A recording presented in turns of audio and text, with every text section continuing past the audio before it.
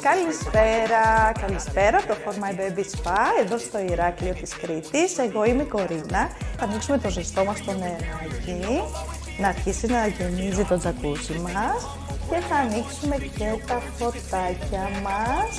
Καθώς γεμίζει το νεράκι μας, που θέλω περίπου ένα τεταρτάκι να γεμίσουμε το τζακούζι, θα σας πω μερικά από τα ωφέλη της υδροθεραπείας και του βρεφικού μασάζ για τους κολικούς.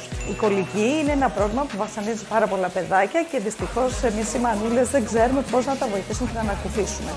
Η υδροθεραπεία και το βρεφικό μασάζ βοηθούν πάρα πολύ στην ανακούφιση από τους πόνους, θα χαλαρώνει πάρα πολύ το ζεστό νερό. Εδώ στο τζακούζι θα δούμε ότι υπάρχει η ελευθερία των κινήσεων. Είναι ένα συνοθήλευμα του ζεστού νερού, της ελευθερίας των κινήσεων, της πίεσης του νερού πάνω στο σωματάκι του μωρού, συν τη βρεφική μάλαξη, τα οποία βοηθούν πάρα πολύ τα μωρά να ανακουφιστούν από τους πόνους.